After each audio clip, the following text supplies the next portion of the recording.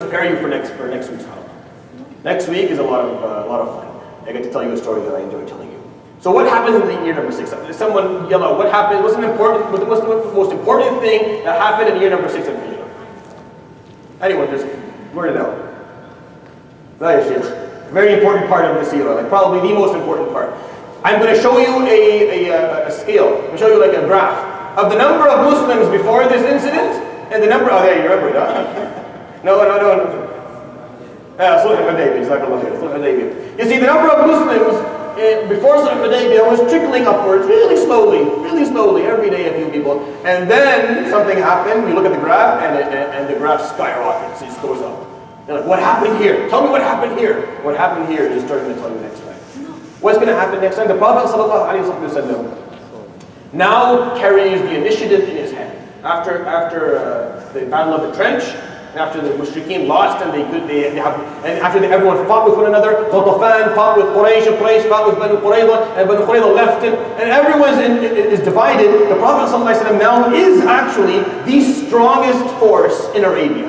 He's already the strongest force. He already has enough people to go and invade Mecca now. He has enough people to do it. And he'll be successful, and there'll be no problems at all. But the Prophet ﷺ, since he carries the initiative in his hand, what we're going to see is that when he was given the choice between war and peace, he's going to choose peace every time. He's going to choose peace every single time, when it's his choice. See, when it was Quraysh's choice, every time it was a war. Quraysh got the initiative, they outnumbered the Prophet ﷺ, the Muslims, they outnumbered them, they had more support, they had more armor and weapons, they had more than everything. So Badr, Uhud, Khandaq, all three wars. The Prophet ﷺ carried the initiative, what happened? Sulh al-Hudaybiyah, the Treaty of Hudaybiyah. So the Prophet ﷺ was thinking, how am I going to force Quraysh to peace? Why does he need to do that, by the way? What's the point? There's still something that's really important. Why does he care about Quraysh to begin with? You see, up till this moment in his life, Arabs around Mecca, in Arabia, don't want anything to do with him yet. Why? Because they're still scared from Quraysh. Because Quraysh controls the Kaaba, controls Hajj, controls the number of idols sitting on the Kaaba, and Quraysh said, do not speak to Muhammad and those with him. So all the tribes are like, yeah, we're not going to get involved with you yet.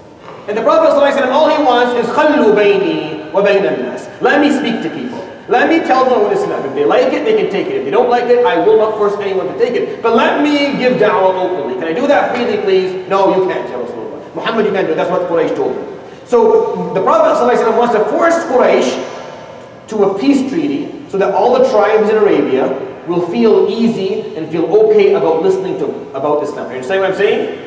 It's like everyone here I want to tell you something, but everyone here respects another person. Let's say there's some other leader. And this leader is telling everyone here, don't listen to me. So every time I come talk to you, you don't listen to me. Why? Because you're scared of that leader. So if I can fix my relationship with the leader, right, you'll be okay. Like, okay, we'll listen to you now, since he's not angry. So that's what the Prophet ﷺ wanted to do. He wanted to fix the relationship with Quraysh so that all of Arabia would listen. How is he going to do it? By going and pounding Quraysh down into the ground? He can do that? No. He wants to do it peacefully. He wants to keep the doors of brotherhood and closeness open as much as he can. So he's thinking about it. How am I going to do this? How am I going to do this? And he knows there's a couple of new elements now.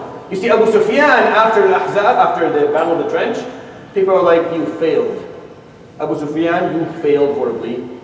Step aside, please. You're no longer the leader. And Abu Jahl already died, and Uqba died. Most of the leaders died. Who are the leaders now? New people. You have Ikrimah ibn Abi Jahl, the son of Abu Jahl. And you have Muawiyah ibn Abi Sufyan. And you have Safwan ibn Umayyah.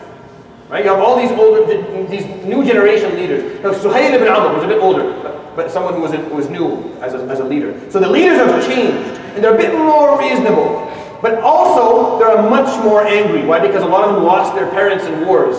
So they don't have the wisdom that their parents had. So they're lacking wisdom. So the Prophet ﷺ wants to work on that. He wants to use that for his advantage. So he's thinking, how do I make the sulh? How do I force them to peace? How do I force them to a treaty? So he sees a dream. What did he see the dream of? What's the dream that he sees? We'll talk about inshallah next week in detail. He sees a dream, and the dream has Umrah. He sees a dream of Umrah, so he wakes up at night, he's like, I got it. I will force peace on them via Umrah. It'll be Umrah that'll fix the problem. And he comes up with an amazing plan. It's a beautiful plan, it's a perfect plan. It's not going to work out perfectly, but when you listen to the plan, you're like, this is going to work 100%, and then it doesn't really work 100%, but it works anyways. It works good, well enough for things to go for. And he's going to force upon them peace, alayhi salatu wasalam. And you'll see the difference. When Quraysh had the initiative, war and blood. When the Prophet ﷺ had the initiative, he forced peace upon them, and he's going to do it next week, inshallah. The Umrah will end with that. سبحانك اللهم وبحمدك اشهد ان لا اله الا انت استغفرك واتوب اليك وصلى الله على سيدنا محمد وعلى اله وصحبه اجمعين.